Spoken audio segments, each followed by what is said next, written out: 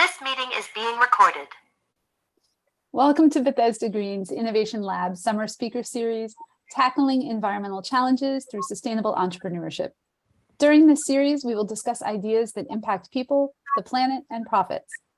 My name is Patty Simonton, and I'm the director of the Be Green Business Program. Thank you for taking the time to join us here for the final session of this summer series, where we'll discuss the innovations needed to sustain our agricultural requirements. This session will be recorded. I invite you all to use the chat to introduce yourselves and also to share any questions you may have for our panelists.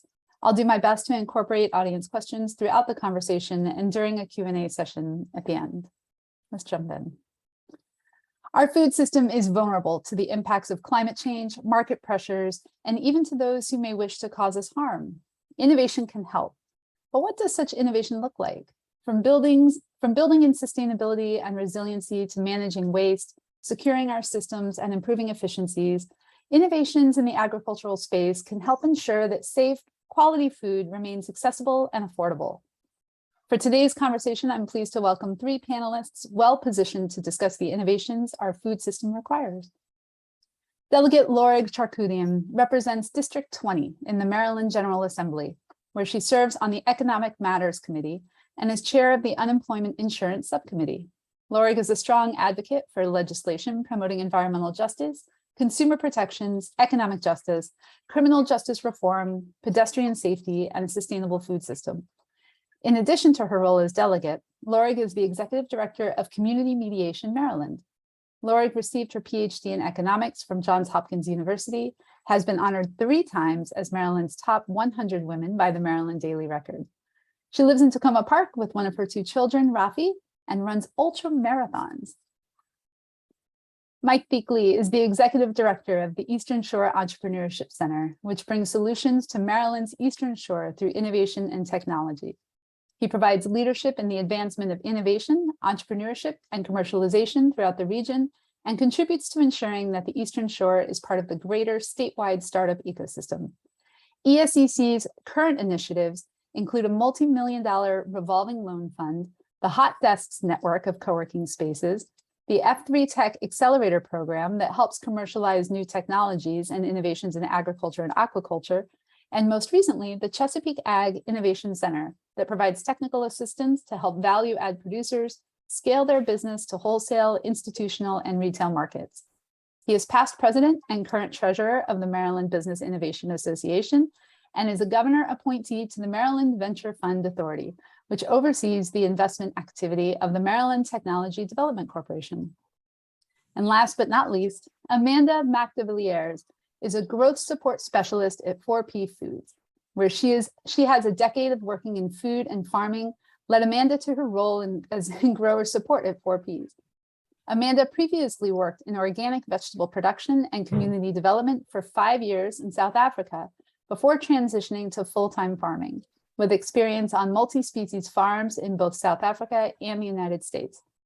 After farming in the Virginia Piedmont for several years and establishing their own cattle company, Amanda and her husband are now based in the Southwest US, running the regenerative cow-calf grazing operation with a focus on managed grazing and adapted genetics. Thank you all for being here. You all are so great. The bios are awesome. You had such wonderful experiences. I'm so glad you're here to participate. So let's jump in. Amanda, I'd love to start with you. 4P Foods has created a strong network of local farms throughout Maryland and Virginia. Can you please help set the stage for us for our conversation by telling us a little bit more about your work and describing some of the most pressing challenges farms are facing these days? How might the development of a food web versus a supply chain address some of those challenges? Yeah, thanks so much, and thanks for having me on this panel of very highly accomplished people. I'm really excited to be here and to share with y'all about what 4P is doing. I think, as you mentioned, I'm in Texas right now, but I've worked in the Mid-Atlantic for a long time, farmed in Virginia for a long time, and worked with 4P, so I'm very connected to that area. So I think I'll start off by saying, if you don't already know what 4P Foods does, we're a local food hub, and we, really try to empower the local economy and work with local farmers. That's our kind of mandate. We really envision a more equitable and regenerative food system, not only for our local area, but one that can really provide a model for other areas as well. So one thing that we're doing is really trying to be extremely authentic and genuine about working with small farms and medium-sized farms and developing really close relationships with local farmers, because I think, as we all here know, supporting local farms is a great thing that we all want to do, but is actually pretty complicated to get done, and especially in the context of a food system that's been built around industrial ag and built around factory farming and built around really large distributors. Being a little guy in a really big pond can be really hard. And so one thing that we really emphasize is building this food web rather than a supply chain, where when one of the linkages breaks, as we saw during the pandemic, it all kind of falls apart. But a food web is a lot stronger because it has a lot more interdependent relationships and a lot more cooperation, a lot more collaboration, a lot more connecting of resources together. So that's a big part of our work, is focusing on not only developing a customer and buyer relationship with farms, but a much more well-rounded relationship that seeks to really bring in other resources. You know, we work with a lot of partners, making sure that we can get people resources that they need, and if we don't have it, that we can connect them to somebody that does.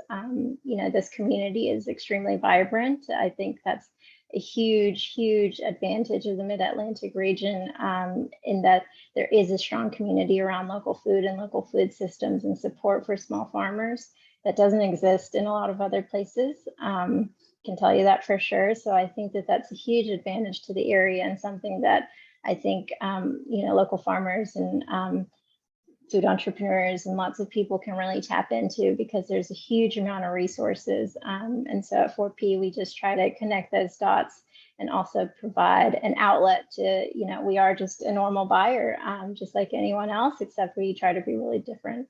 So I think that the resiliency there is really important, because like I mentioned, as we saw in the pandemic, in a supply chain, it's very fraught and it can be extremely, you know, fragile, and not able to adapt to change. And one thing we were able to do is really, it wasn't easy and it was a little bit ugly, but we're really able to adapt, and all of our farmers were still farming. You know, in that pandemic, when there was food shortages on the grocery store shelves, it wasn't that farmers weren't farming, it was that things weren't getting onto the shelf because that chain is so very fragile.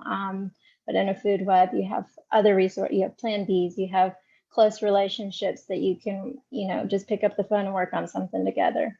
So that's definitely something I wanted to highlight, and thank you again for having me. Awesome. Yes, thank you for being here. And, you know, you jumped right into the importance of systems and the supply chain. And Lorig, I'd love to jump to you here next to build on some of that. So because these systems and regulations play just as important a role as some of the newest technological innovations when it comes to ensuring that the food system is able to withstand these external pressures. So can you tell us a little bit more from your perspective, some of the key regulatory issues and system weaknesses that prevent the local food system from working as it should, and how can legislation help address those? Sure. Thank you. It's a pleasure to be here and to be with these great panelists, with Bethesda Green and all these folks on the line. I recognize a few faces. Looking forward to getting to know and have conversations with others, because it's a nice small group, so we can have some good conversation. So I think you know, what I'll do is I'll touch on a few points, and then we can get into detail, because I think that what's important to remember is that the broken food system we have now, right? The food system that is damaging to our health, the food system that is damaging to our local economies, to our farmland, to our environment, to our ability to prepare for emergencies, and that is unjust and inequitable. That food system was not built by accident. That food system was built by policy, right? So that food system was built by federal farm policy in terms of subsidies that were designed to benefit large multinational, international corporations, agribusiness. and also historically built by redlining and racism in our zoning and housing policy. And so the combination of those two, plus other problematic policies, has given us what we have today. So I think whenever we're starting this conversation about food systems and especially the policy aspect to it, it's really important that we are really clear that we are talking about having to fix policies that were broken and built this broken system that deliberately were benefiting somebody, and that's how we got the system. So I'm an economist by training. A lot of folks talk about markets, and I do like market looking at what roles markets can play. But I think it's really important that markets really are designed by the policies that we structure to create them. And so even when we talk about market-based solutions, it's really important to ask the question about what policies are creating what incentives in those markets. So with that in mind, that's kind of big picture. Now I'm going to kind of get down to some of the policies we've looked at in Maryland. There's a lot of federal policies that I as a state legislator in Maryland don't have an opportunity to influence directly. But then we look at Maryland and we say, okay, so within Maryland, what are the things that we have the ability to start to influence that can create the markets that support this sustainable, local, equitable food system that we want. And I'll just say I've done work both at the level of state procurement, right? So we have this irony of a state that actually puts in a decent amount of money trying to figure out how to do agricultural land preservation, but then buys all of its food from California and Mexico and all across the globe. And the local food that the state agencies purchase tends to be all sort of Pennsylvania, North Carolina, which is local, but doesn't help support Maryland farms. And I'll get back to that if we have a chance, because there is the irony of the fact that we create the strongest requirements on our farmers in terms of their impact on the bay. They internalize the externalities of their impact on the bay. And then we have state agencies that look for the cheapest local food. And so they go and buy it from folks who don't internalize that externality. So that's so I'll just put that aside for a second. And if folks want to talk more about that, we can, because it's tied to the policies that we built. So some of the work that we've done at a policy level in Maryland has been changing the way that state procurement is done. Another set of policies that we have worked on in Maryland is that I've worked on in Maryland is putting state funding into aggregation, right? And so part of what 4P does, part of what Mike is going to talk about that they're working on is this need to aggregate and do at least minimal processing for multiple smaller or medium-sized farmers so that they have the ability to compete with the Ciscos for some of these contracts. And so putting state money into aggregation and distribution infrastructure supports those kinds of opportunities. So we've done that. And this is just, I'm going over sort of right now what I've done in the last 4 years on these issues, but that's a really important piece of it. Related to that, and this has not been done yet, but I was literally just yesterday submitting documentation for it, is getting more cold storage all across this state, because there is a food rescue aspect when we're thinking about the infrastructure. There's also a food rescue aspect. I see Compost Crew on here. There's the food waste piece of this conversation. And so getting more cold storage for the food rescue and distribution to people who are food insecure is a piece of the infrastructure that we need to support. And so those are some of the sort of the bigger picture, larger scale pieces. And then at a more maybe micro level in terms of driving the economic structure, there's been a couple of key pieces that I just want to highlight. I've done some work on the cottage food laws. And so this is really important in thinking about the very small scale when people are just getting started. A lot of folks start in their own kitchens, especially lower income folks, especially people without access to enormous amounts of capital to get into a commercial kitchen, especially immigrant families, especially low income folks, especially women. And so a lot of these businesses start at the cottage food level. And so by expanding both the income cap as well as the ability of those cottage food industries to sell in grocery stores, we kind of expand what's possible so that we have more of the local value added folks able to to expand in the state. A couple other things that I would just highlight, really focusing on the justice side of things, as well as the local multiplier effect of dollars spent in farmers markets.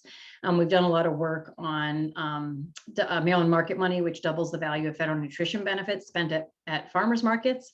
And again, so that has multiple levels of addressing food insecurity, addressing equity, making farmers markets financially viable in areas that would otherwise be food deserts, and also bringing more money, both the state's money that's matching, as well as the federal money of the SNAP into local farmers' pockets. And now most recently, one of the things that was developed in several areas during the pandemic was using pandemic funds to purchase from local farmers for distribution through food banks. Just last year, we passed the bill to create a permanent grant program at the state level for food banks to purchase from local farmers. And so I went through those very quickly. I'm happy to talk about any of them. More part of the food system piece is the food waste I mentioned. And so there's the sort of organic recycling piece as well. I won't get into now, but I just want to quickly kind of run through all of those, because our policies are so broken in for so long that it is this multi-level sort of set of policies, very big picture to the sort of micro level and everything in between, that really is going to set up the possibilities for the sustainable, local, just food system. Thank you so much for that excellent overview of all of the legislation in the works, and kind of a brief history of everything here too. Mike, moving to you. You have a unique perspective about the grassroots challenges that food producers face through your work at the ESEC and F3 Tech. You've previously shared that perhaps where we should be focused should be more about sustainability and resilience than innovation. Can you expand on this a bit? Sure, and thank you for including me as part of this. It's great. Lorig, you obviously are very, very busy in the General Assembly, along with Senator Hester. So, it's a lot of great work. And the rest of us need to be able to take advantage and do our best to take advantage of those initiatives that you are advancing. I don't know, Patty, whether it's an either or, that it's about sustainability and resiliency instead of innovation. To me, it's sustainability and resiliency because of innovation, perhaps. I think in many regards, a lot of us are less aware about the true definition of sustainable. In my mind, sustainable means that it's a net zero in terms of the resources that are used to grow food. And I don't know that we're in a position to be able to replace those resources so that it's a net zero. So I think in the agriculture system, because we're using water, we're obviously using energy, we're using labor. The point about sustainability in my mind is creating efficiencies and at least doing more with less. And so in many ways, the large part of innovation in the agriculture and food system is about efficiency. It's about how do we eliminate waste? How do we reduce waste? And lastly, how do we monetize waste? In many regards, a lot of activity in the agriculture system is operating on very tiny margins. There's not a whole lot of profit to be made, especially at the bottom of the food system. As we all probably know, growers make the smallest piece of the pie in many regards. And so in a lot of opportunity that's available in terms of the ag system, the profit to be made in many regards is in how you monetize waste. Since you're not making it on the product, how do you at least eliminate the cost of eliminating or doing away with waste and removing it, disposing of it. And like I say, the other opportunities are how do you monetize, how do you create new revenue streams as a result of the waste. I think all of that leads to sustainability, creating a more sustainable and resilient food system. On another angle, something we're doing on the Eastern Shore to try to help create a more local, sustainable and resilient food system is that we've raised $2.5 million in order to put together a produce specialty crop processing facility, where what we want to do is source local specialty crops, put them through light processing and put them through an IQF system, where we would be able to have and maintain throughout the year local nutritious food by packaging it into 1 pound and 2 pound bags for wholesale and institutional markets. And so again, we're talking with four P's in terms of distribution, because the last thing we want to do is get in the business of trucks and distribution. But we are going to be warehousing and serving as an aggregation facility as well, to try to get a lot of the crops from the Delmarva throughout the Mid-Atlantic. And, you know, one of the things we've been trying to figure out is what's meant by the term local. And we're beginning to understand that it's a whole lot more than just, you know, the Delmarva. It's really expands far beyond that to the entire Mid-Atlantic. I think we're all interconnected. And so we need to create greater efficiencies in the system. I really liked what we learned at 4Ps relative to the idea of a food web rather than a food wheel and spoke, hub and spoke kind of concept, where it, like Amanda was suggesting, it's more adaptable to disruptions and to changes. So again, those are efficiencies, those are innovation, and I think all to the good of improving our food system. Thank you. Amanda, building on Mike's comments about sustainability, could you please provide a little context around the concept of regenerative agriculture and where you see the opportunity for advancements in technological innovations able to further the expansion of regenerative practices, if at all? And then how might these advancements impact small and medium-sized farms differently than some larger entities? Yeah, it's a lot of good questions rolled into one big question, but I think if I can kind of hack at it in little pieces, I think, you know, just like Mike said, it's kind of a combination of all of those things, the innovation, the sustainability, and the resiliency. And I think the idea of regenerative agriculture, which, you know, to start off with, is not a new concept. A lot of the practices that we kind of now envelop in this umbrella of regenerative ag are not new. You know, they've been practiced by Indigenous and Native people for a really long time. And I think that it's showing that cycle of how nature works, that they're, you know, returning to prominence as they should.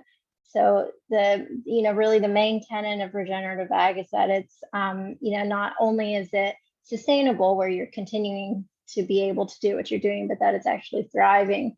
So it's kind of, you can think of it as like a beyond sustainability. So it's beyond just being able to continue, but actually being able to grow, to regenerate, to thrive, and to really add back what we've over decades and centuries taken away.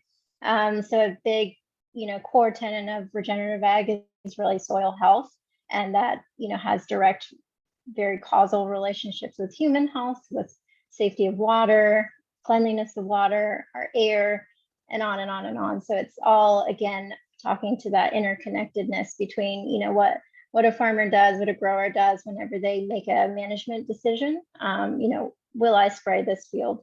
Will I till this field? Will I disc it? What will I do? You know, it's that each of those actions, each of those decisions has a knock-on effect somewhere else.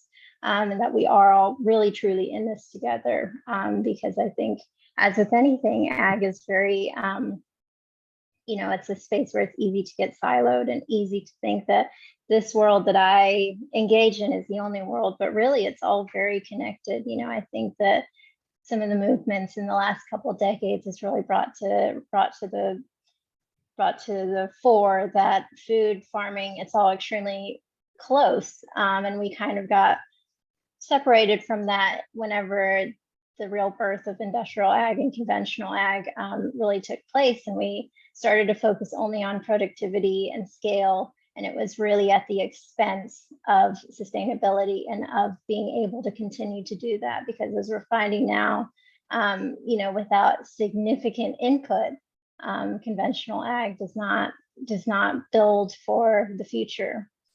So I think that's where, I get really passionate about speaking about this kind of stuff, and I can really go on. So y'all should, really cut it off if I start talking too much. But the big thing is that regenerative ag really provides kind of a future, for young people, kind of like me, who were not born into farming, who were not born with a massive inheritance to go buy a bunch of land. It's really, really daunting to get into ag, and it's very sort of hard to figure out how you're going to find your place in it. And I think that that's where regenerative ag really provides a huge amount of opportunity, because its tenets are based on, you don't need to come into a lot of stuff. You can start really small, you can start really scrappy, and you can lean on your creativity and your willingness to learn, your willingness to make mistakes in order to grow something that is going to give back to you. I think one thing that's just so highly different than kind of the more industrial way of looking at ag is that you're building a livelihood for yourself. If you look at a lot of business models for a big conventional farm, you're basically trying to keep up with the bank for the rest of your life. And regenerative ag really poses that in a completely opposite way, that as you add to your soil and as you add to that land base that is your asset, it will bring you more. And therefore it becomes a situation of like livelihood farming, like we like to call it. So I think that there's a lot of opportunity for regenerative ag, especially in the mid-Atlantic, because there's a lot of access to markets. A lot of the kind of more, the plain states where I'm from Oklahoma, where I am in Texas right now, it's very different. And the mid-Atlantic has a really, really, really unique opportunity in that way, where there's a lot of densely populated areas. It really presents some challenges with access to farmland, but at the same time, there's a lot of opportunity, I think, for small and mid-scale beginning marginalized farmers to be able to gain a little bit of a foothold where you couldn't otherwise do in other places. So I think that especially with regenerative ag, which is really premised on looking towards the future and not, trying to just degrade and exploit until you've gotten what you can and then moving on. It's really about investing and really growing a beneficial environment and ecosystem, and that helps everyone. It's better for wildlife. It's better for your own stock if you've got livestock, or better for your crops if you're doing crops. And it's always easy to kind of glaze over some of the less glamorous things about ag, in that it can be more efficient. Regenerative ag is very, very much about being more efficient and being able to use labor really wisely. I think that that's often a misconception that if we're going to grow things, organic or naturally, we have to put in 1 million times the amount of labor and man hours and things like that. And it's just, simply not true. I think that there's a lot of really exciting use of technology, incorporation of innovation, and also, like I said, just returning to some of our roots on some of this, on some of these techniques that are really helpful. And I think that it's all very doable, but obviously fraught with a lot of challenges that I think, we're so lucky to have groups like these that are really trying to put their heads together to creatively solve some of those problems. So I don't know if I answered all of the questions, but we can definitely circle back to it. Yeah, no, I appreciate that. And you made me think about, and we'll be sending these out soon, but the third panel on this series really dove into biodiversity in our food systems and sort of the importance of maintaining that, and some of the policies and the programs and the legislation that's trying to help farmers afford doing that through cover crops and I think crop rotations. So the recording is online, but we'll send out the summary for everyone as well if they are interested in hearing that. So just diving down onto that topic a little bit more. Thank you for that. Lorig, you have worked on increasing the reach of food assistance programs for the food insecure through the Farm to Food Security Act. In Maryland, over 540,000 people struggle to access the food they need, including 165,000 children. Where do you think we should be focusing our efforts to make food more accessible and affordable? Sure. So thank you for that question. And then thanks for those numbers. They are sobering, and they represent a moral failure, on all of our parts, from a policy perspective on down.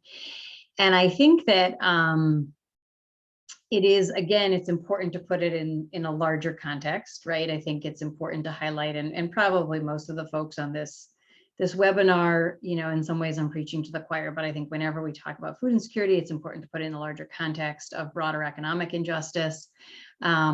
So while there's things that are specific to the food system that we need to address and that we are beginning to address and that we have been addressing, there's advocacy, we continue to do it from a policy perspective. At its core, if people were paid a living wage, if people were paid, had sufficient family leave, weren't working 2 jobs and not able to, and still not able to make ends meet and not able to prepare food for their families, right? Like all of these issues are tied to a broader economic structure of exploitation. So, in the long term, really, these are the economic structures that we need to address that affect many things, and the food insecurity is a piece of that. And so I, again, like to look at sort of big picture, long-term strategy and short-term strategy, because even while we're addressing those economic structures that lead to food insecurity, we also need to make sure that everybody is surviving and thriving until we're able to address those. Now, one of the things that I appreciate about looking at food systems is that in addition to addressing the food insecurity in terms of how are we going to make sure that children have food to eat today, the way that we do that has the ability to increase economic opportunity for folks as well, right? So to increase wealth. And that comes back to the stuff that I was talking about in terms of the cottage food laws, right? Those same families, a lot of those same families struggling with food insecurity and have extraordinary skill, but don't have the capital to start their business. And the cottage food laws or the shared use community kitchens are the systems that, again, within the food system, that have the ability to do that wealth building, to create that income. And also a lot of the strategies that we're talking about are about an economic multiplier effect. Investing in local farms, value added, purchasing local has that economic multiplier effect where the wealth and the income is staying in the community, and thus has the ability to address some of those same economic structures. So, that's where it becomes important to look at entire food systems and not just how do we get food to people today, even while we're looking at how do we get food to people today, right? So there's multiple levels of conversation. So having said that, I then want to kind of highlight a couple of very specific pieces within that. And I think that I talked a little bit earlier about doubling SNAP benefits at farmers markets, right? So this is a really important piece of the puzzle, because you're talking about stretching that SNAP dollar further, but at the same time doing it in a way that is ensuring access to local, fresh, healthy food. So local, fresh, healthy food should not be an elite luxury that only some folks have access to. So as we're looking at how do we make farmers markets more accessible, vital, viable in all communities, this is part of the question, is how do we make that accessible to everybody? How do we make markets fully inclusive and accessible? So that's one of the strategies that we sort of focus on. I talked a little bit about food banks and access through food banks. There's a lot of work that needs to be done on SNAP overall, on SNAP benefits, on SNAP access. One of the things that we found out over the course of the pandemic, one of the things that we saw over the course of the pandemic is even while a lot of folks were struggling, this massive government influx was able to pull children out of poverty at rates that we hadn't seen before. And then again, of course, all of that government influx, federal mostly money, was temporary. And so folks then, plunge again into poverty. And so what we see from that, though, is that investments in things like the child tax credit, investments in things like the cash transfers, investments in things like SNAP benefits, really can have an impact on poverty and on food security. But then the other pieces that we need to look at sort of within SNAP, for example, I passed a bill a few years ago requiring the state to implement Heat and Eat. And Heat and Eat is it's a little bit technical, but I'll just mention it because it allows for the money paid on an electric bill to automatically go towards expenses in the SNAP benefit calculation. And so essentially what was happening is in Maryland, because we hadn't essentially enabled a SNAP, checked a box saying we want that, we were leaving millions of dollars, tens of millions of dollars of federal SNAP money on the table, which again, it's unconscionable. There was not even a state match in that. It was just a relatively modest administrative cost to bring millions of dollars of SNAP benefits. And so so when we find things like that, and there's a few other areas where we can align, for example, categorical eligibility, we can align eligibility for SNAP benefits and utility assistance and make it just that much more efficient for people to get access to those benefits that have the ability to really make a massive difference in terms of access to food for people's families. So there's pieces that we need to work on and maximize and have front and center in our commitment to making sure that people who struggle most to put food on their table have the ability to do that. But then the next question is, where do a lot of folks who struggle with food insecurity get their meals? And we know that one of the places that is at schools, right? And so this then raises the requirements and our responsibility to make sure we're doing food in schools right. And that is both about access. We've had free school meals over the last several years as part of the pandemic response. That is ending this year. There's conversations in the legislature about can we, and there's other states that have taken state money and basically continued what we were able to do with federal money. But when meals in schools are free for everybody, it takes away some of the stigma, and it makes sure that everybody has access to food. But then the next piece is what is in that food and the quality of that food. And so if children are getting 2 out of their 3 meals a day at school, then we've got to make sure that the quality of that food is really meeting their nutritional requirements and is nutrient dense and is fresh and is setting up their taste and they're thinking about what should be on a plate, for the, what a vegetable is, honestly, and so when your vegetable on that plate is some wilted thing or is some canned thing that's sat in a can for years, it is no wonder that people think they don't like vegetables, right? Whereas when they're these glorious local produce that's prepared right, or flash frozen by, Mike gets started with his, what they're going to be doing on the shore at some point in the near future, and then prepared right, it can change, the quality of what children are eating.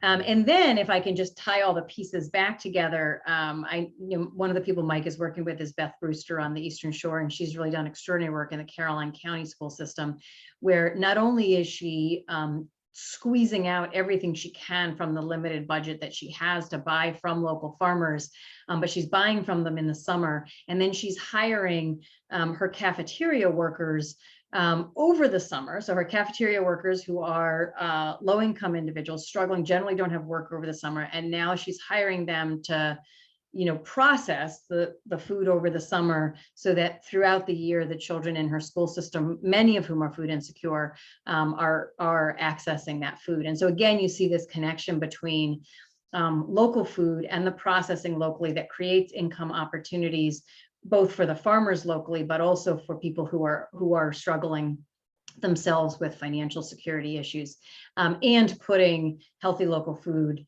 on that plate and the economic multiplier effect. So again, when we're getting this right, it has the ability to affect these issues at multiple levels, and we just need to continue to look for those opportunities to get it at all those levels. Thank you. Yeah, and thanks for bringing in the policy side of all of that too, because there's definitely a mindset I have where it's like, if we can just improve the efficiencies alone and really just make the whole process of growing food more affordable, then that would solve the problem. But I mean, it won't on its own naturally, right? So you're going to need the policies to kind of hold that up and really make sure that it gets to the people that's needed. So thank you. We've heard about some of the ways that the complexity of the food system really can provide opportunities for innovation and improve efficiency and aggregation and distribution. Mike, can you please share a little bit about what you're seeing happen from the production side as farmers move toward increased automation and the risks that poses? Sure. So the use of automation in agriculture is obviously on the increase. I think we all can probably recognize that farmers are probably the last of the early adopters relative to adopting innovation and technology. But in spite of them, technology has invaded agriculture. I think it's generational. So as older members of the family farm exit and the younger members of the family farm start to take over greater leadership roles, the utilization of innovation and technology starts to increase.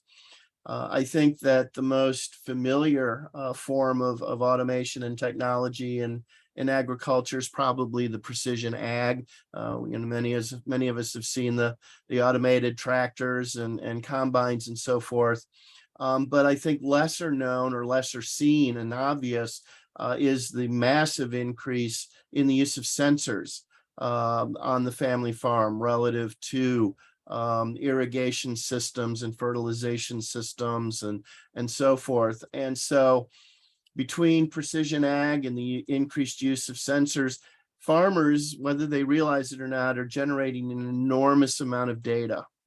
And they're also increasingly using online platforms. So all of those create incredible opportunities for intrusion by bad actors from around the world, whether they be local or global, in terms of harming our food system.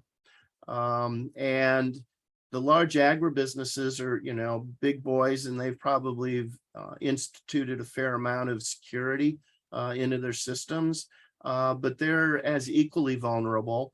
And again, the motivation for a lot of these bad actors, it could be a multiple of things. It could be monetary, where they obviously steal your data and then hold it ransom for a fee, or they may just have the intent of harming a crop. It's very easy for them to infiltrate and screw up the algorithm for a fertilization system so that they over fertilize it or they under irrigate it or whatever. And so within a short matter of time, an entire field could be destroyed. So there's lots of opportunities to disrupt our food system from a whole new direction.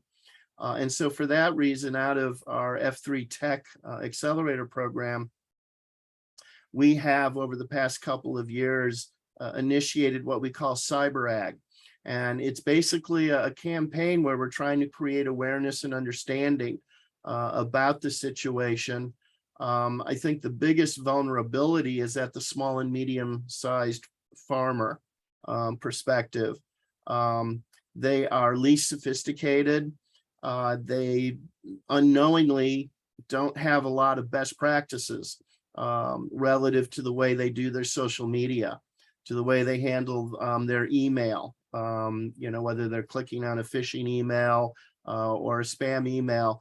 And the problem is if their data gets corrupted, because the food system in many ways is similar to the farmer growing the food and it goes up the food chain, so does their data.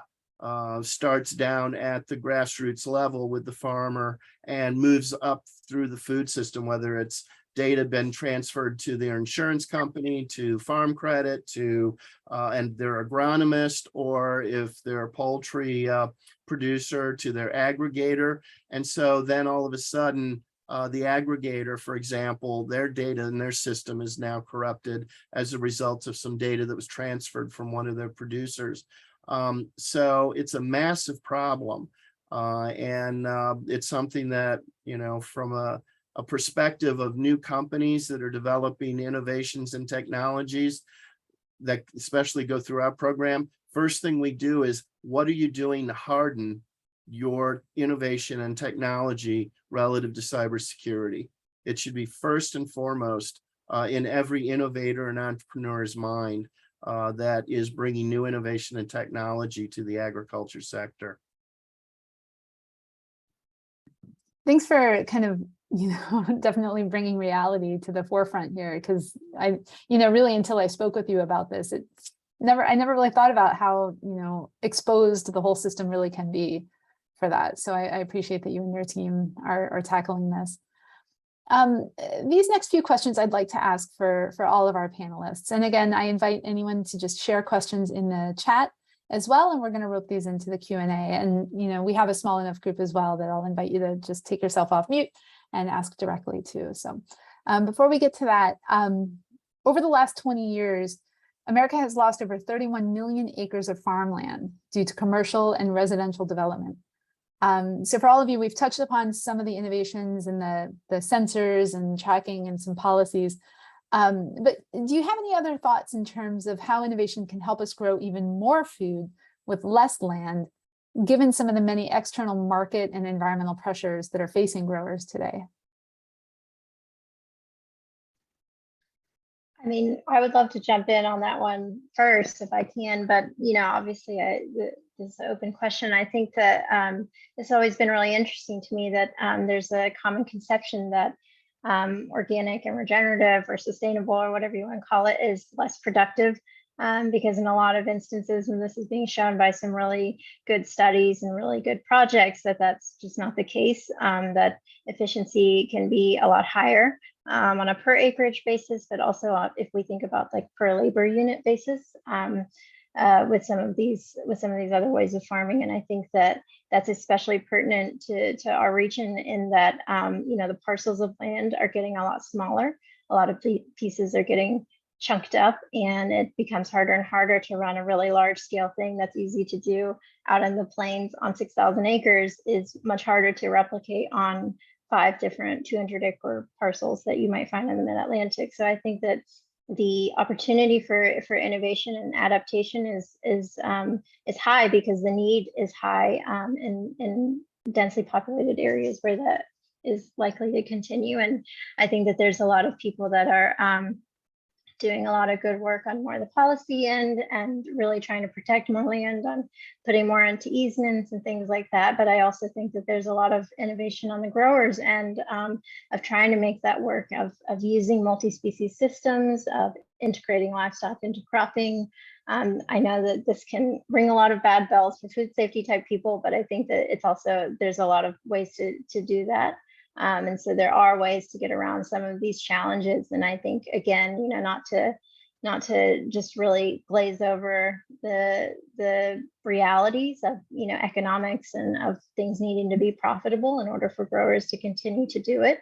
I really want to point towards, for instance, the Rodale Institute is based in Pennsylvania. I don't know if anybody's familiar with them, but they're in this Northeast and Mid-Atlantic region, and they're really a pioneer in organic ag, and they're pioneering a regenerative organic label, which is going to be very, very new and different for the market. But they've also been doing a side-by-side comparison. It's called the Farming Systems Trial. They've been doing a decades-long, since like 1980s, side-by-side comparison of conventional cropping next to organic and kind of a beyond organic regenerative type trial.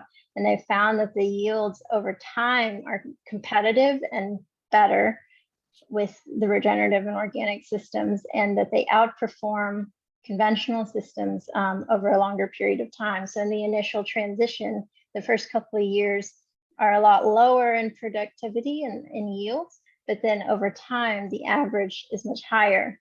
And it also proves a lot more resiliency. They found a 40% higher yield in a year of drought with the organic and regenerative methods. So I think that, looking further into stuff like that is so important, because there's only so much we can cover. And I also don't want to talk for the entire time here. But looking into things like that is so important, because it really can be done. And it's, there's a lot of misinformation / also just confusing information out there. So I think that there's really some great people in our region who are pioneering this stuff and really proving that it is possible. I think we can also increase the yields on our food production by being a bit more interdisciplinary in our approach. Similar to cyber ag, where we're trying to connect the cyber sector with the ag sector. I think we need to do more to connect the biotech sector with the ag sector. I think that there's an incredible amount of opportunity to solve problems through biology instead of chemistry. And we see a lot more companies coming through our accelerator program that fall into the category of ag biotech. They're doing things in crop protection, soil health, algae, alternative protein for feed, those sorts of things. So I think there are lots of new innovations and ways for us to expand our yield productions with the limited resources that we have. I'll go in a slightly different direction, since I think Amanda and Mike are certainly have great expertise and highlighted a few things. And so I'll go with the innovative policy. So first, I just want to say one of the things that we have seen in the last few years that I think is really important is more of a focus on urban farming. I mean, from a policy perspective, urban farming support. So directing, for example, University of Maryland Extension to have programs that are specific to urban farming. Marbidco, I think, now has a grant program that's specific to urban farming. So really thinking about not just looking at the large rural farms and what can we do with the limited resources or limited space in there, but also really looking at all of our farming possibilities. In my community, there's a lot of work being done, not just on the urban farming, but of course the gardens, really thinking about schools and can schools even grow a small portion? So you have the education piece plus the food actually being grown there. One of the food pantry hubs that in Silver Spring is doing aeroponic towers, and they're, in addition to the food they're able to distribute from the Capital Area Food Bank, they actually are growing their own food in the basement of their church with these towers. And so, I think there's advantages and disadvantages to all the approaches. And when we're looking for the one perfect fix, we're not gonna get it. But I think that I'm seeing just in a very small, my own community, like all of these different, I've got some people working on talking about food forests and so really kind of, I think, thinking about those pieces. But the second thing that I do want to highlight that is related to concern about, can we grow enough to feed people, is food waste. And I think that, just the massive amounts of food waste that have multiple causes, just to highlight that. And I think that the food waste that is edible food that's wasted, of course, is tied very directly to a lot of the issues of food insecurity that we were talking about earlier. I talked a little bit about trying to get this network of freezers of cold storage to be able to take. I mean, I've been, at the food pantry when the Whole Foods truck rolls up ready to donate all of the frozen chickens and has to be sent away, and presumably now nobody gets that. It has to be sent away because there's no cold storage available. So there's sort of that aspect of it. If we weren't throwing so much away, we wouldn't have to grow as much. But even on one of the things that I've been talking about and trying to figure out how to make happen in Montgomery County is getting the schools to purchase the seconds from some of the berry growers and take those seconds and flash freeze them and put them into smoothies in their smoothie program, for the after school program, right? So even as we think about like where are the seconds that may be currently getting plowed under, and of course there's Hungry Harvest, there's some creative work being done on gleaning that's gathering those seconds to use in some way. But a lot of that, the seconds, or maybe they're the thirds that have to be processed, right? So the seconds that aren't quite like you can take them and still eat them even if they're ugly, but the stuff that has to be processed in some way, but is still has nutrients in it, right? And so again, coming back to thinking about what is the infrastructure we need to have in place, so that like essentially third level of gleaning of the stuff that needs to be processed, but could be processed and could still bring nutrients to people who need that.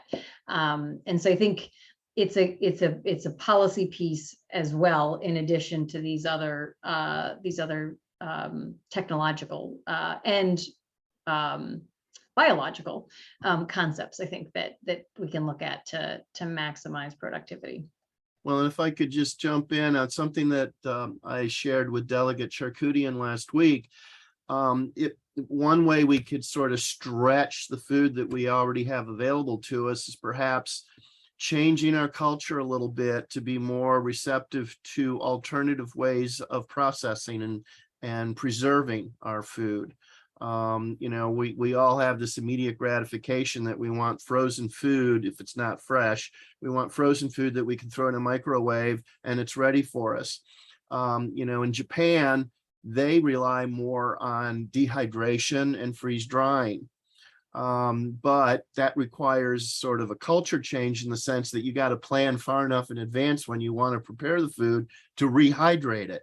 And so again, that's a different culture that we're going to have to develop for our consumers to want to do that. But it also eliminates the need for additional energy use to keep frozen food frozen. So there are lots of avenues that could be explored there as well. Yeah, definitely a lot of food for thought. That was not an intentional pun, but yes. Hey, so research and development. So just as a reminder, so we do have 90 minutes budgeted for this. I understand if people need to drop off. I'm just glad that you all have been able to join us today. And like I said, the recording will go out along with a written summary of the session. So we'll continue kind of going through the questions here. Research and development of new innovations requires funding. What advice would the three of you give to funders, be it investors or government leaders, to help them direct their funding to the areas in need of it most?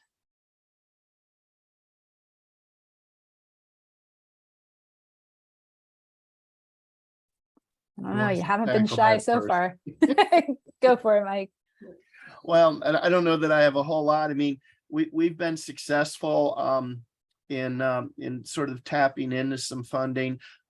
Again, one of the conversations is if government establishes policies, a lot of times it requires them to sort of correspondingly provide funding to support those, because a lot of times the policies aren't necessarily based on market situations. And so because it's creating a new situation, new circumstances, it requires you know, additional funding or new funding to be able to push those things forward.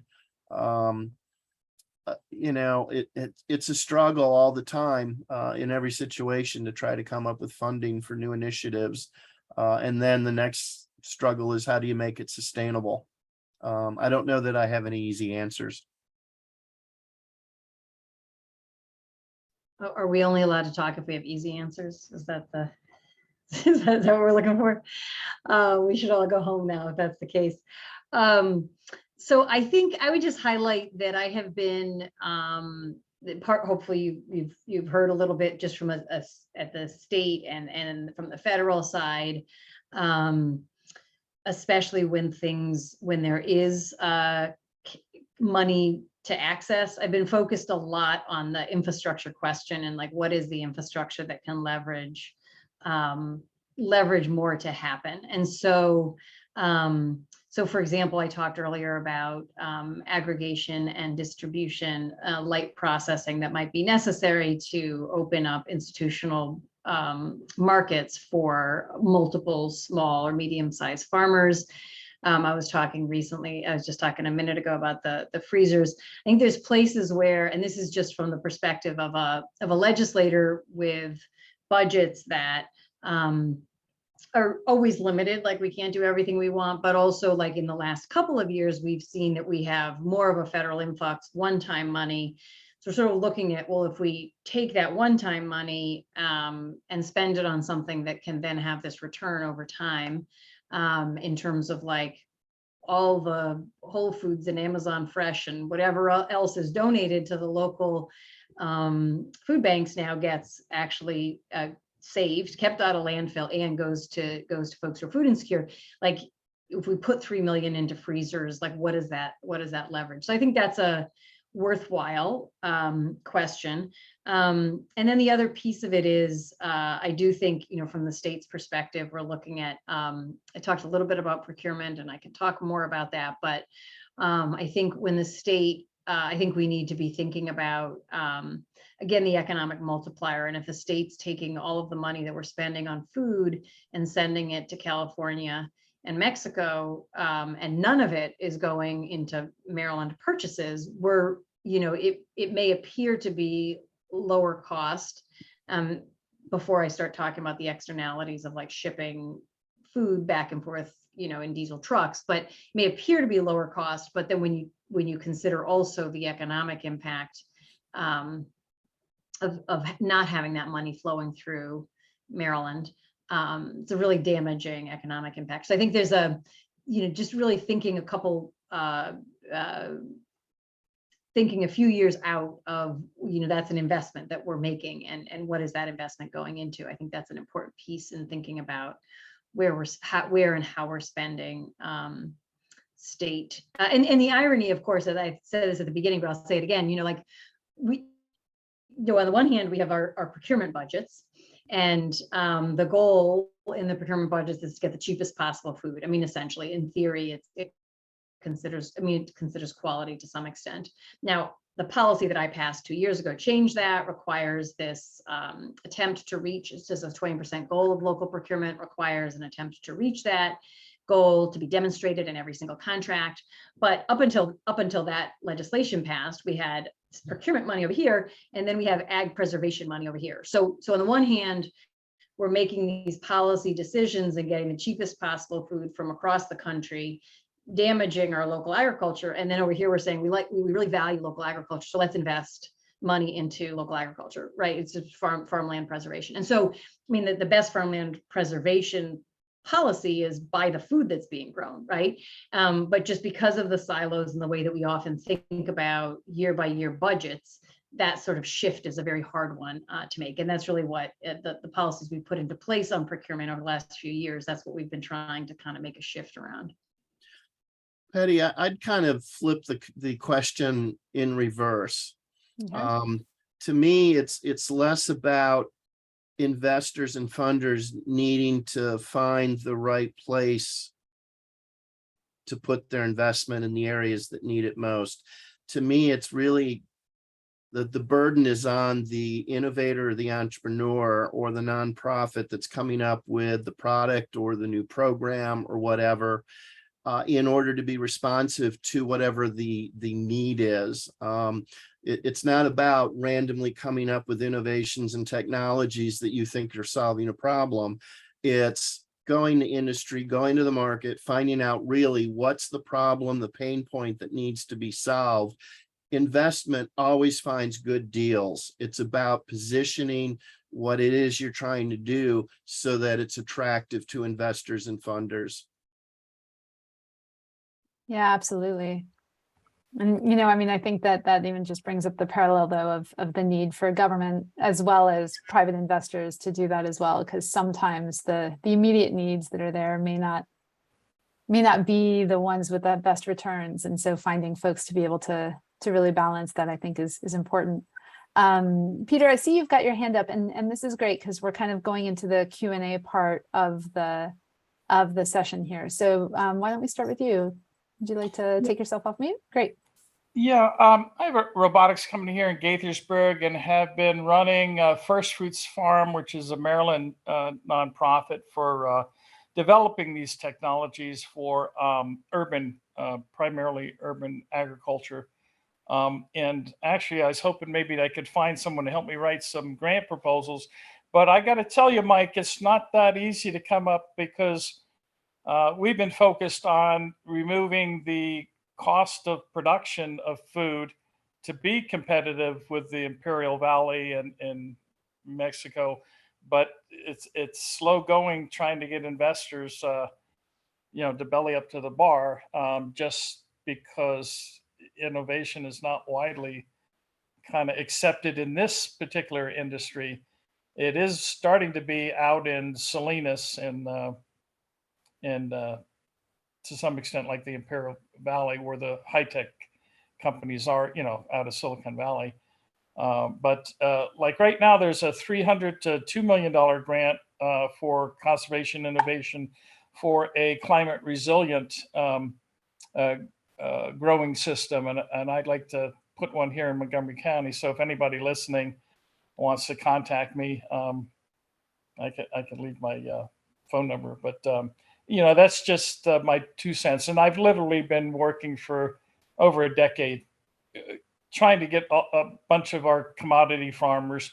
My vision is to see that 30,000 acres of industrialized commodity crops in the ag reserve converted into agroforestry and greenhouses that would probably make the farmers 10 times as much money and, eliminate all the bad environmental effects. So that's my rant. Thank you, Peter. Can Laura, guys, jump in. Yeah, and so I would just say that one of the reasons that one of the things we were hoping to do with the procurement rules is kind of create that guaranteed market, right? Like, so not necessarily expect that someone's going to take the risk and shut down all the commodity growing and make that shift in 1 year or 2 years. But can you grow broccoli now that there's this guaranteed market because the hospital has to buy some local broccoli? Or can you start putting, lettuce in there because the school system has to buy some local lettuce? And if you can create some of those guaranteed markets, you can start to, folks who might be doing commodity crops can start to make that shift in a lower risk way. And so it's a piece of this idea of sort of forcing the conversations in the context of the procurement for state agency procurement. Again, can I respond to that? Sure. Yeah, I think that actually hinders the adoption of innovation because it allows people that are farming, the way they did 100 years ago, and like one of my mentors is Paul Mox up in Berkeley Springs. He's got 2 acres of hydroponics. He's growing more food than about half of the 400 table food farmers in Montgomery County on those 2 acres, and he's grossing $1 million an acre. So there's to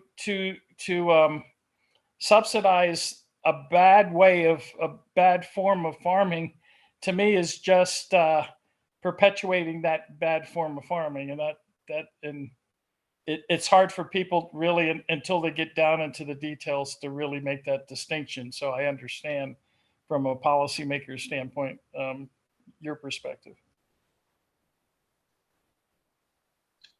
So that your assumption then is that any kind of growing on any kind of conventional growing of table crops is a bad form of farming? Is that sort of what you're starting with and wanting to shift away from? Is that?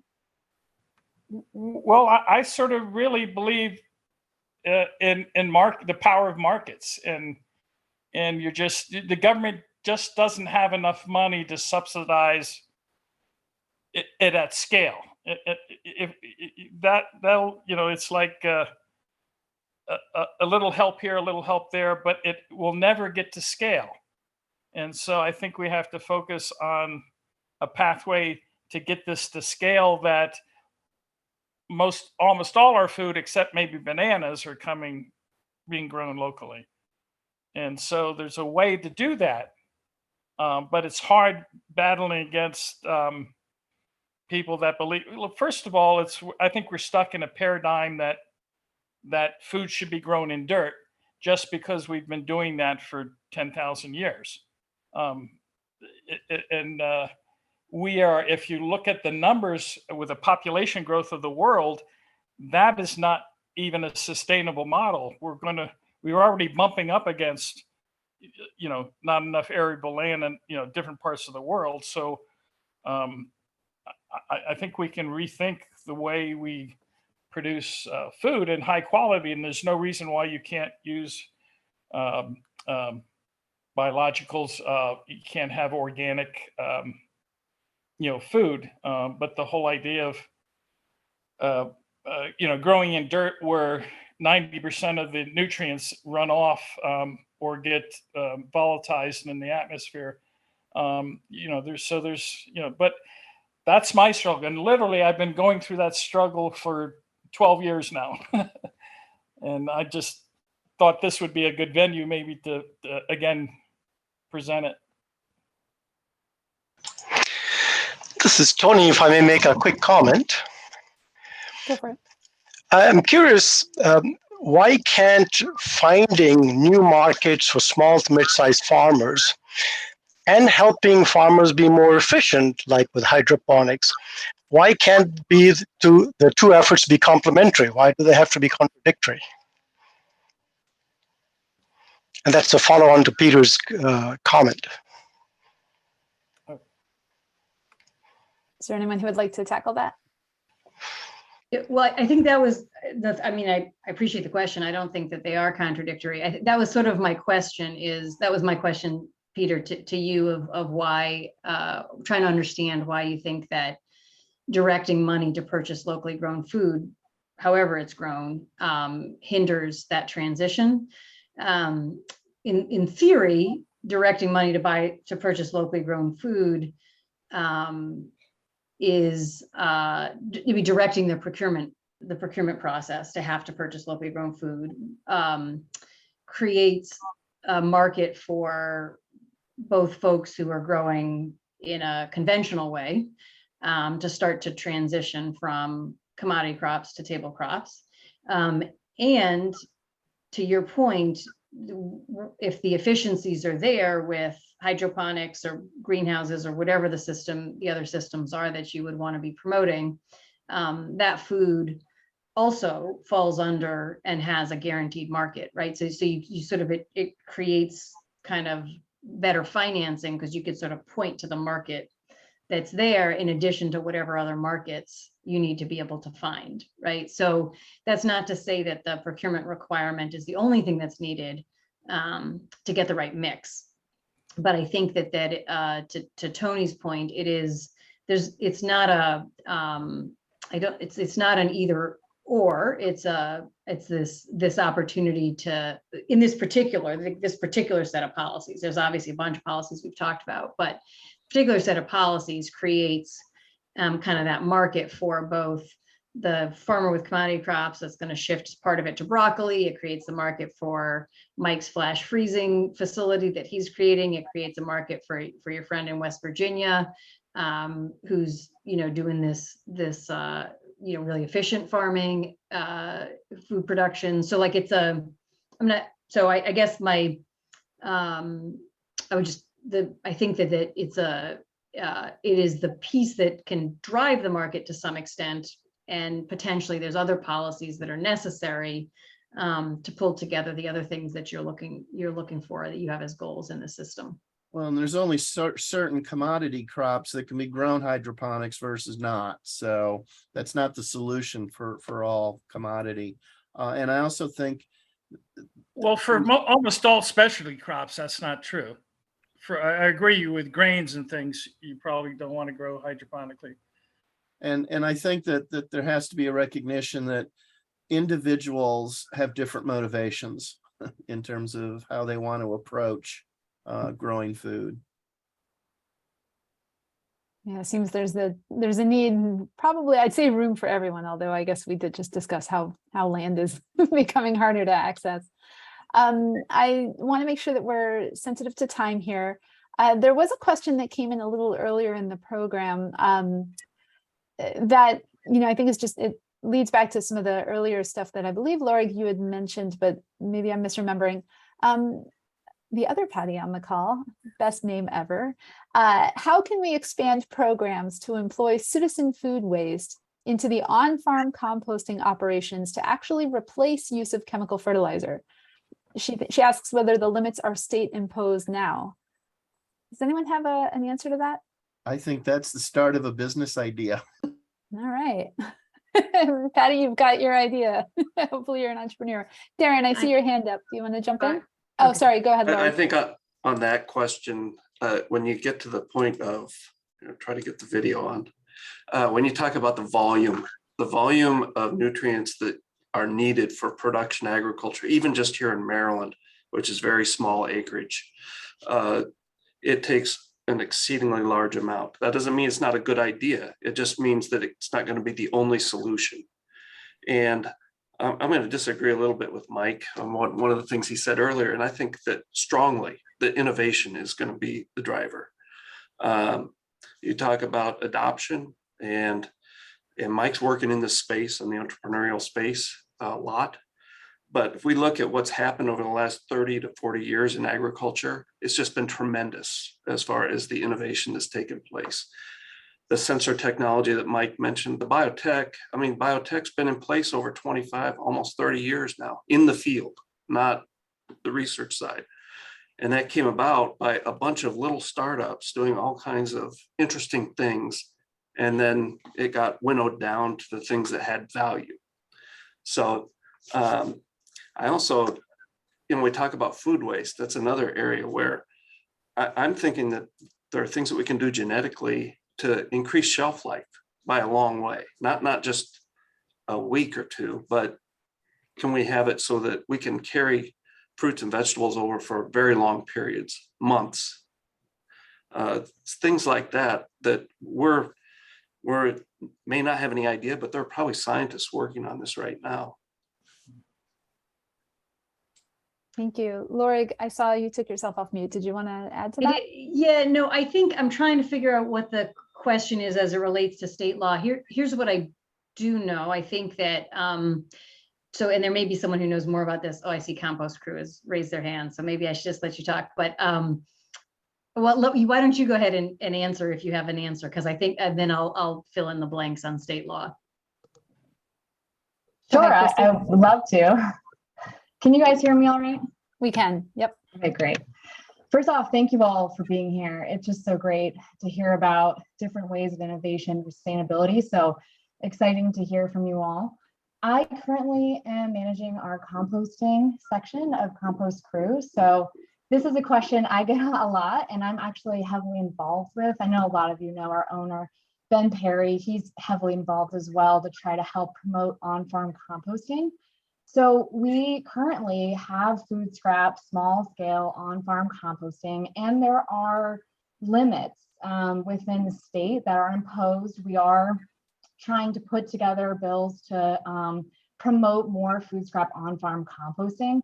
We have a lot of farms in our area that are hit with a lot of issues with high fertilizer costs that are shipped from far, far away. They're getting more and more expensive.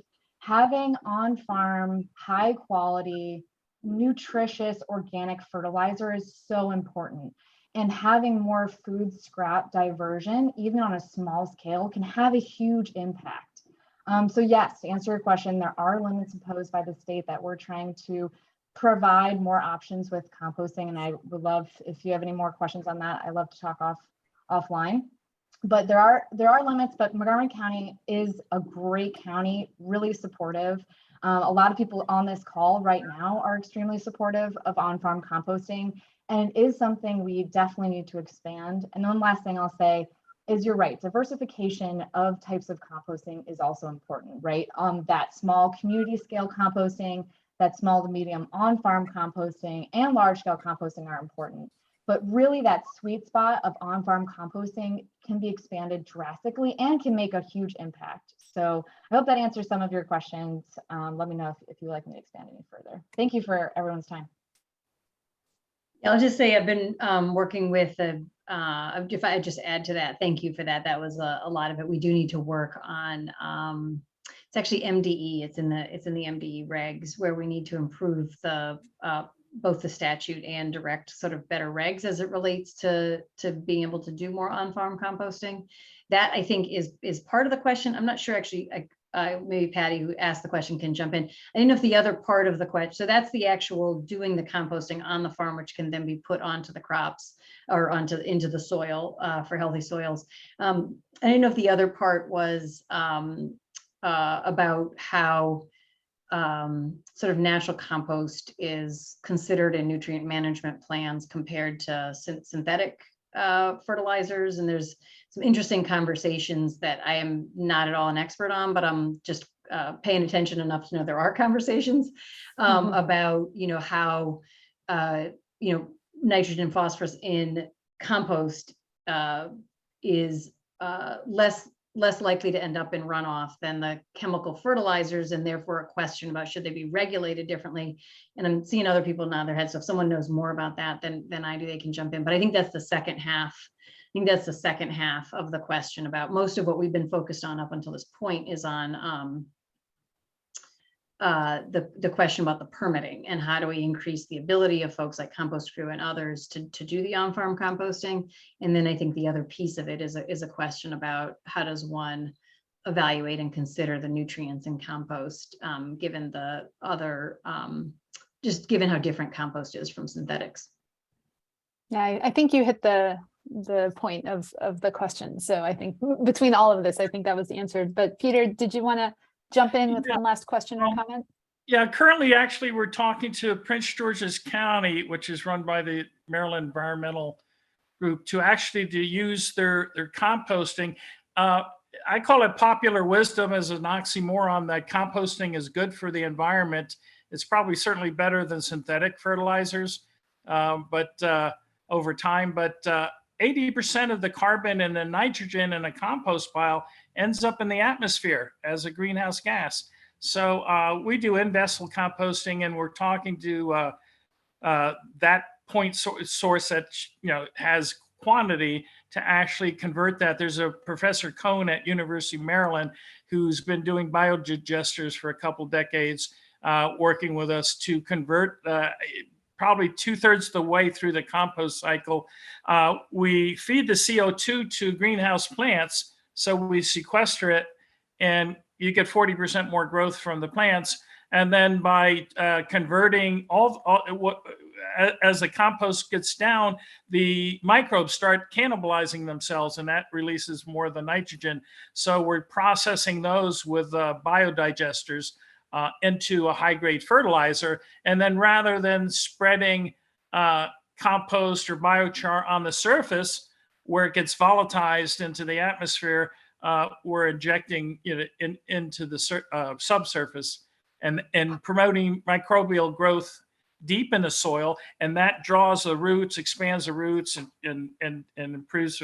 So to me, there's, I guess, a lot of people that aren't scientists that are in the field, and that's sort of, like I said, it for me, it draws the market demand towards ideas that I don't think are well thought,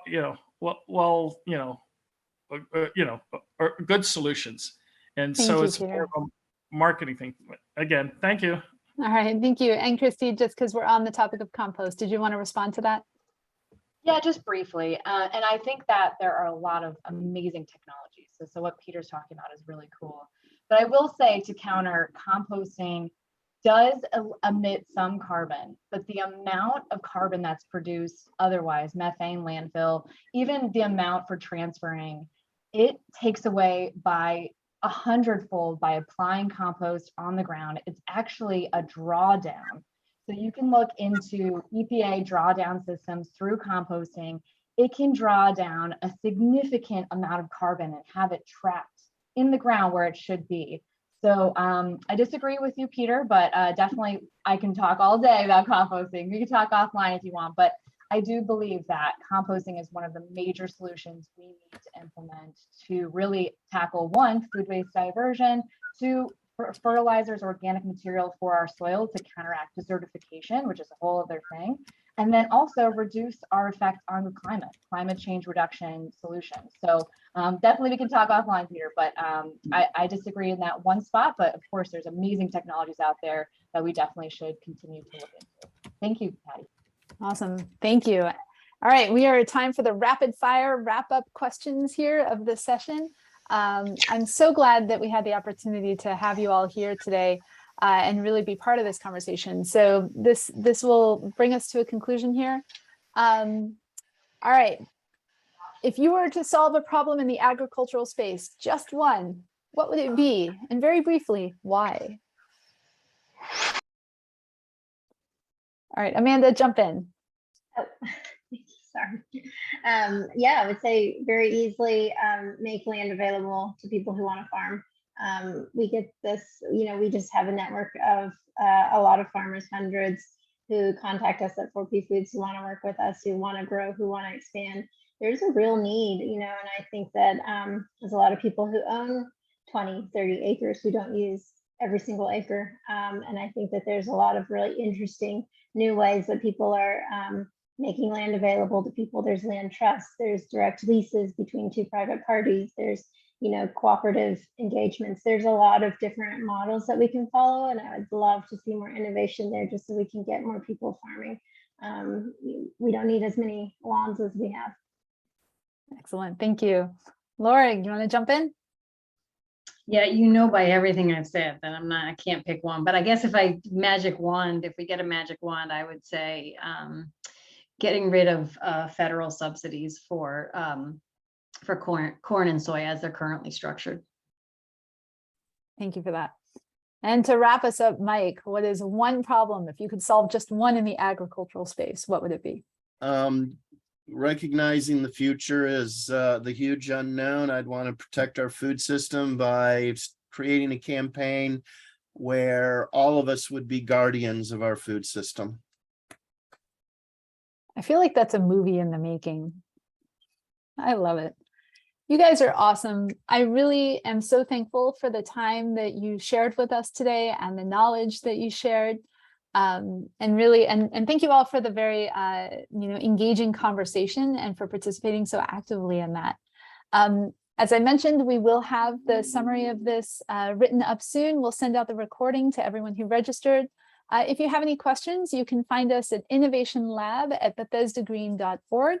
I'm happy to put you in touch with folks or pass on questions as needed should you want some follow-up. But otherwise, that's it from us. Have a wonderful rest of your day, and thank you all.